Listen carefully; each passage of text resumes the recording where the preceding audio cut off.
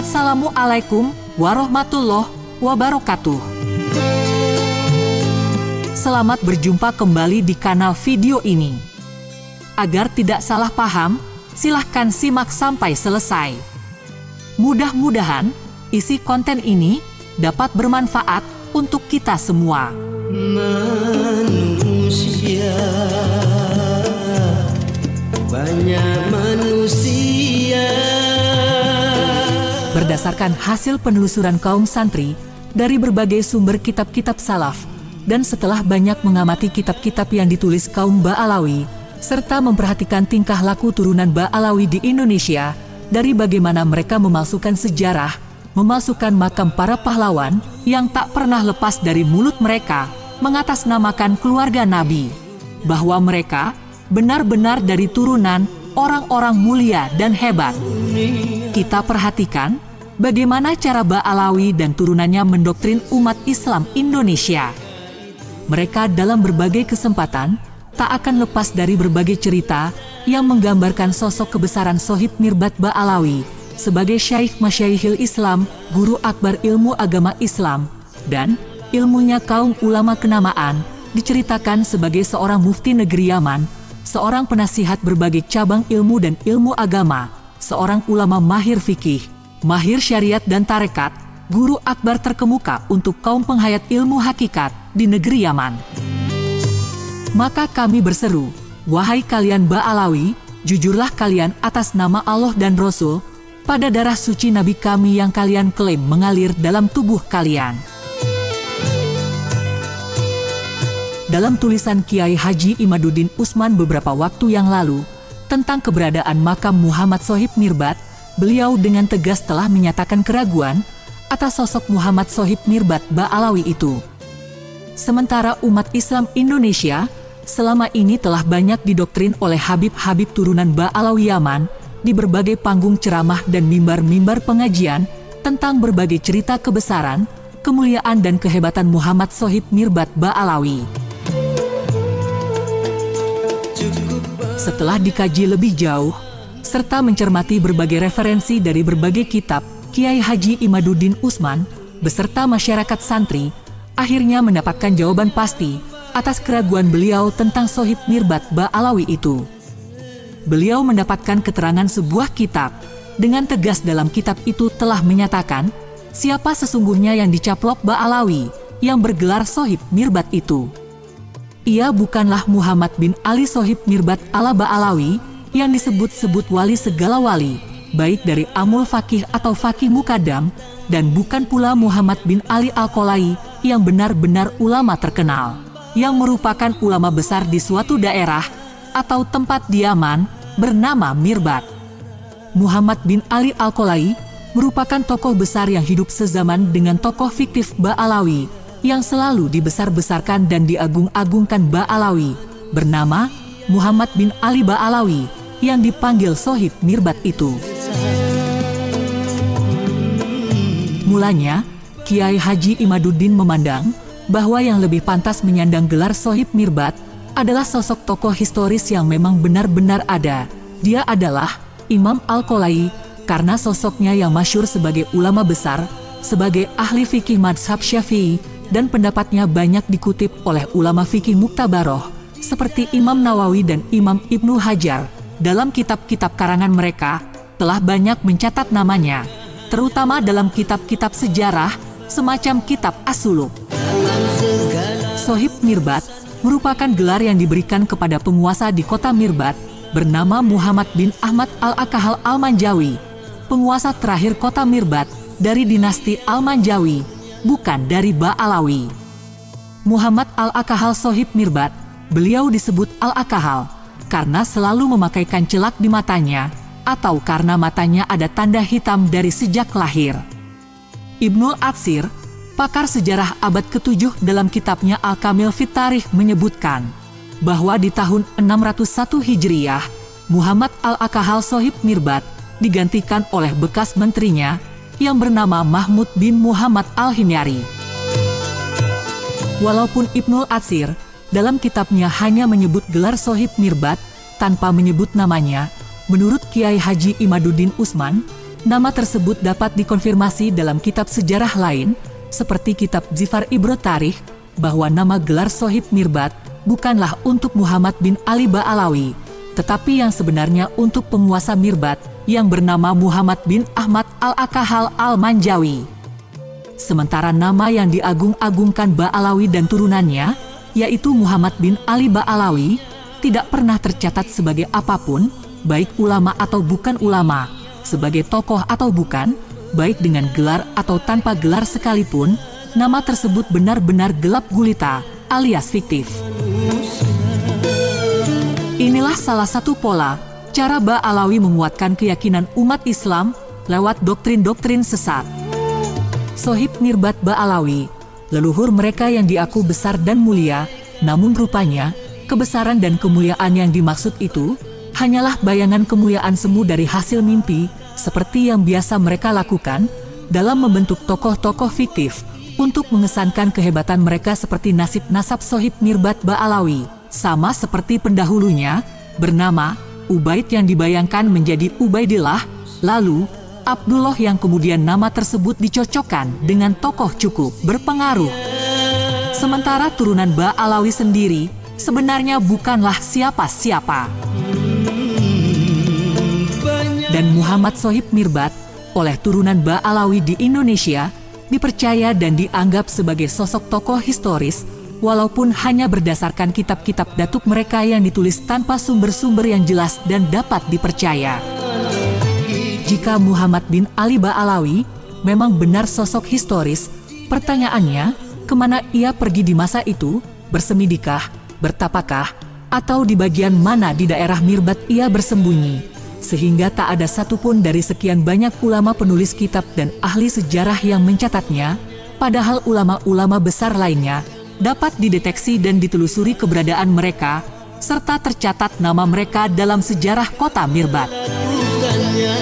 Dengan demikian, bukan hanya Kiai Haji Imaduddin Utsman yang akan meragukan sosok Muhammad Sohib Mirbat, tentunya seluruh umat Islam pun yang mau berpikir logis dalam menyikapi cerita-cerita kebesaran Sohib Mirbat Ba'alawi sebagai tokoh fiktif yang tak pernah ada petunjuk apapun yang dapat membuktikan sosok keberadaan tokoh sesungguhnya. Atas dasar itulah, Kiai Haji Imaduddin Utsman dalam tulisan beliau menjelaskan keberadaan Sohib Mirbat Ba'alawi itu tak dapat diyakini kebenarannya berdasar atas tak ditemukannya fakta atau bukti apapun yang menunjukkan keberadaan nama Muhammad bin Ali Sohib Mirbat dalam kitab-kitab sejarah Yaman, mulai dari masa hidupnya di abad ke-6 hingga abad ke-9 Hijriyah. Sungguh tragis nasib turunan Ba'alawi di Indonesia. Kalaupun dulu ulama-ulama Nusantara legowo menerima mereka hidup di tengah-tengah kami masyarakat Nusantara, dan umat Islam telah terlanjur menaruh harapan, memberikan kemuliaan dan ketundukan, serta meyakini mereka manusia-manusia berdarah suci, rupanya turunan-turunan Ba'alawi benar-benar mabuk dihormat, mabuk kemuliaan, sehingga menganggap rendah anak-anak negeri. Mereka congkak melebihi kecongkakan iblis. Saat ini, kami mulai mengerti bagaimana pola-pola kalian melemahkan kami. Kalian semua sama, persis seperti yang dilakukan moyang kalian dahulu mendapatkan kemuliaan dengan cara batil. Nasab suci Nabi yang kami bangga-bangga tak membuat kalian takut akan laknat Nabi atas tipu daya saat memanipulasi nasab suci Nabi kami. Kalian tukar demi kemuliaan hidup di tengah-tengah komunitas umat Islam. Kini kami berpikir bahwa kalian, wahai Ba'alawi, selama ini kalian hanya memperalat kami untuk tujuan-tujuan tertentu kalian di negeri kami. Selama ini pula kalian telah membuat kami tak berdaya. Kalian telah membuat kami bodoh dan semakin bodoh. Otak-otak kami kalian racuni berbagai doktrin kesesatan nyata. Betapa kalian tidak berakhlak, betapa kalian manusia-manusia bejat tak beradab. Kami anak-anak negeri dibuat bodoh, dan kalian memanfaatkan kebodohan kami untuk melanggengkan kemuliaan yang kalian sandang penuh congkak. Dari awal kehadiran orang-orang Yaman, dari pra-kemerdekaan hingga saat ini, diharapkan para keturunan Yaman yang menjadi pendakwah supaya mampu menjaga, memelihara, dan merawat apa yang telah diwariskan para leluhur bangsa Indonesia. menuju ke liang luhurnya. Dahulu, para ulama keturunan Yaman yang hidup di Indonesia dan saat itu masih diyakini memiliki garis keturunan Nabi Muhammad, mereka tidak pernah mengajarkan ideologi kebencian atau berpolitik praktis. Mereka mengedepankan akhlak yang mulia, mengikuti cara kehidupan yang diajarkan Wali Songo yang berhasil mengislamkan Nusantara. Menurut logika awam, dan bagi orang-orang yang membaca dan berpikir dan mencari kebenaran, kita pasti akan memahami siapa kelompok Ba'alawi yang sebenarnya.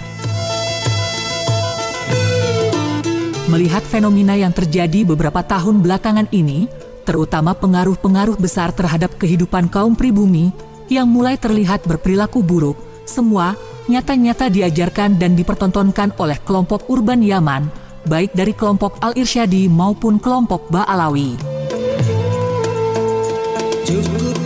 Kita bersyukur Allah masih menunjukkan kepada bangsa Indonesia gejala-gejala tidak sehat yang harus dibaca oleh para ulama, ialah adanya upaya menghancurkan bangsa Indonesia, seperti kehancuran negara-negara Arab, terutama negara Islam, yang hingga saat ini dalam kondisi terpuruk, berada dalam penderitaan hebat.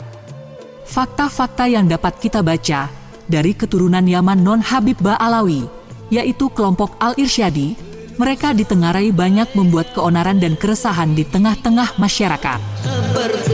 Mereka terlibat di berbagai organisasi yang memberikan pengaruh besar pada kelompok-kelompok teroris. Abu Bakar Ba'asyir dan kawan-kawannya dari kalangan Hadrami menjadi pembentuk Jamaah Islamiyah dan memimpin Majelis Mujahidin Indonesia sebagai sayap teroris sebelum berkembangnya ISIS di negeri Arab. Tokoh-tokoh turunan Yaman itu semua terbukti keterlibatan mereka dalam berbagai kasus kerusuhan dan terorisme di Indonesia. Banyak yang tersesat. Terlihat jelas dalam kebangkitan politik identitas berbasis etnis dan gerakan populisme global. Menurut banyak pengamat, yang tergambar dalam kasus Pilkada Jakarta merupakan bagian dari perilaku elit orang-orang keturunan urban Yaman. Mereka semua tak peduli ketika dihadapkan pada persoalan keutuhan dan persatuan bangsa. Sementara kelompok Habib Ba'alawi yang menisbatkan diri sebagai keturunan darah suci Nabi mengkombinasikan gerakan-gerakan sunyi mereka bersama kelompok Al-Irsyadi seperti gerakan HTI dan FPI, serta organisasi lainnya yang secara kasat mata mereka seperti warga NU lainnya. Namun mereka sejatinya menyebarkan faham-faham Wahabi Salafi lewat doktrin-doktrin takfiri, dibantu kelompok Wahabi lainnya, termasuk Saudi. Baru-baru ini, lagi-lagi ulah turunan urban Yaman, Hani Yahya Assegaf atau dengan nama samaran Hansa Gov, merupakan putra Yahya Assegaf yang mengaku sebagai pejabat BIN. Namun hingga kini belum bisa dibuktikan keanggotaannya di lembaga intelijen negara tersebut. Yahya Assegaf sendiri merupakan orang yang berada di balik pelaporan informasi palsu ke Kedubes Amerika Serikat Jakarta dengan mengatakan bahwa FPI merupakan anjing galak pihak Kepolisian Republik Indonesia. Atas aksinya tersebut, Munarman sempat berpolemik dengan Hani Assegaf yang berujung terjadinya teror di kantor lawyer milik Munarman. Sedangkan Hani Assegaf sendiri merupakan salah satu pendiri LSM, kaki tangan Zionis Yahudi Indonesia, lobi Israel untuk Indonesia, dan menjadi panitia HUT Israel di Jakarta dan di Puncak Bogor pada tahun lalu yang sempat menghebohkan publik Indonesia. Banyak hal yang bisa kita baca dari setiap runutan peristiwa yang melibatkan keturunan urban Yaman itu. Ini merupakan kritik terhadap figur Habib-Habib urban Yaman yang ada di Indonesia terhadap berbagai pernyataan-pernyataan yang benar-benar telah membuat resah dan membahayakan keutuhan Indonesia.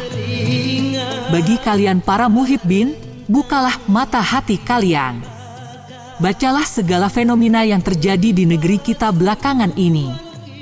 Kaum Ba'alawi jelas dari pra-kemerdekaan hingga hari ini telah menyusun kekuatan untuk sebuah agenda-agenda terselubung yang mungkin tidak pernah kita baca selama ini.